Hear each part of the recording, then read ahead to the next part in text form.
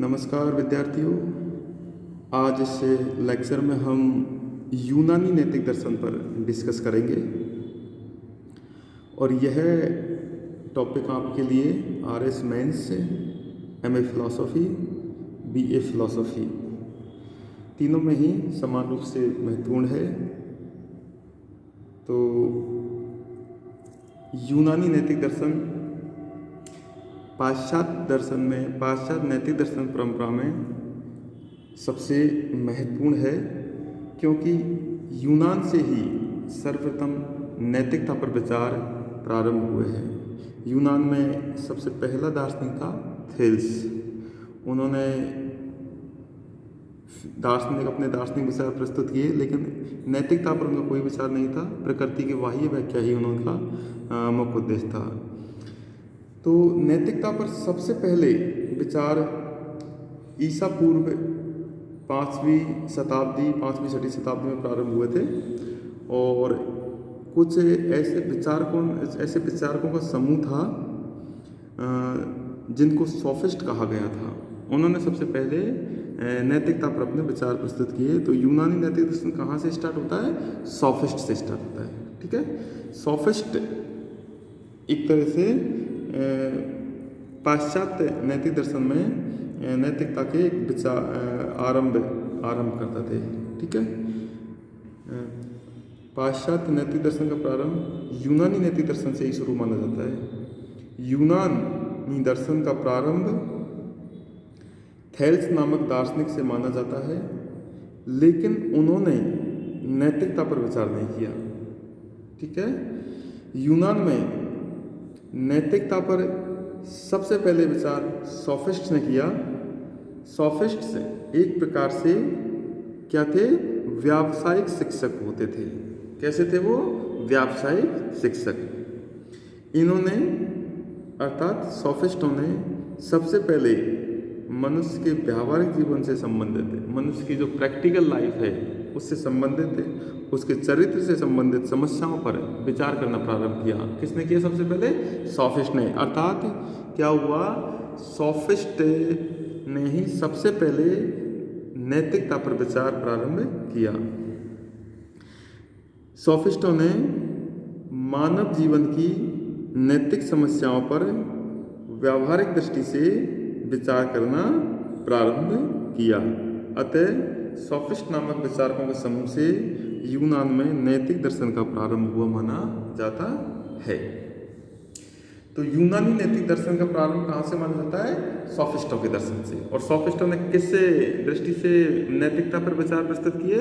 एक तरह से व्यावहारिक दृष्टि से। क्योंकि सोफिस्टों के समय जो यूनान की राजनीतिक, सामाजिक और धार्मिक परिस्थिति थी, उन परिस्थितियों से सोफिस्टों के नैतिक विचारों पर बहुत ज़्यादा प्रभाव पड़ा। इसलिए सोफिस्टों का नैतिक दर्शन कैसा था? एक तरह से संदेहवाद था, व्यक्तिनिष्ठवाद और सापेक्षवाद था। क्यों था ये? क्योंकि सोफिस्ट एक तरह से यूनान की जो तत्कालीन सामाजिक, राजनीतिक और धार्मिक परिस्थितियाँ थी उनसे प्रभावित थे।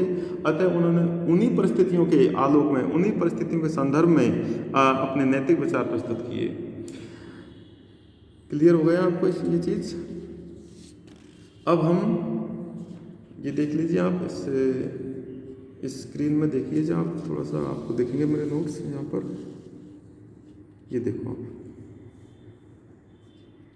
ठीक है, ये देख लीजिए। तो अब हम यूनानी नैतिक दर्शन का डिवाइडेशन देखेंगे कि यूनानी नैतिक दर्शन को हमने क्या किया? अध्ययन की दृष्टि से, अपने पाठ्यक्रम की दृष्टि से 3 भागों में विभाजित किया। ऐसे कितने भागों में? 3 भागों में विभाजित कर दिया। एक भाग है सुकरात पूर्व युग, यानी कि हमने क्या किया है? सुकरात को एक बेस ले दिया। सुकरात से पहले वाला युग, फिर सुकरात का युग और सुकरात के बाद वाला युग। तो सुकरात के पहले वाले युग में कौन थे? Only sophist. सुकरात के पहले वाले युग में हम क्या पढ़ेंगे? कौन से नैतिक विचार पढ़ेंगे? सोफिस्टों के नैतिक विचार हम डिस्कस करेंगे, पढ़ेंगे। और सुकरात युग में कौन कौन से दार्शनिकों के नैतिक विचारों को हम अध्ययन करेंगे? उसमें हम ये पढ़ेंगे, एक तो सुकरात है, एक प्लेटो, फिर अरस्तु सिनिक संप्रदाय और एक है सैरनेक संप्रदाय। ये सिनिक संप्रदाय और सैरनेक संप्रदाय मूलतः प्लेटो और अरस्तु से ही प्रभावित थे। एक युग है सुकरात के बाद वाले युग, जैसे सुकरातोत्तर युग कहा जाता है, ठीक है, कहेंगे हम इसे। इसमें एक है स्टोइकवाद और एक है हम एपिक्यूरियनवाद।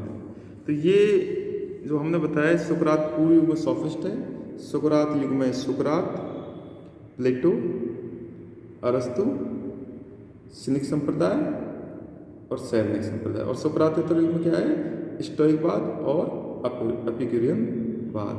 तो इस तरह से ये 3 भाग हमने बनाए हैं। इन तीनों भागों में संपूर्ण यूनानी नैतिक दर्शन को हम अध्ययन करेंगे। तो आज के इस लेक्चर में हम सिर्फ मैंने आपको परिचय दिया, यूनानी नैतिक दर्शन का परिचय ही डिस्कस करेंगे। और अगला जो वीडियो बनेगा उसमें हम सेपरेटली अलग से सोफिस्ट के नैतिक दर्शन पर विचार करेंगे। एक तरह से तो यूनानी दर्शन का प्रारंभ कब से हुआ? ईसा से 5वीं शताब्दी पूर्व सोफिस्ट नामक विचारकों के समूह के माध्यम से हुआ। सोफिस्ट आप ये समझ रहे हो, सोफिस्ट कोई एक दार्शनिक नहीं था। सोफिस्ट क्या था?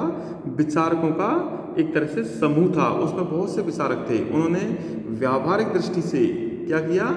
नैतिकता पर विचार प्रस्तुत किए थे। जिसमें कौन कौन से सोफिस्ट है? देखो, सबसे पहले इंपॉर्टेंट है प्रोटैगोरस, बहुत इंपॉर्टेंट है प्रोटैगोरस, हिप्पियास, एंटीफोन, गॉर्जियस, प्रोडिकस, कैल्सिकल्स, थ्रेसिमैक्स।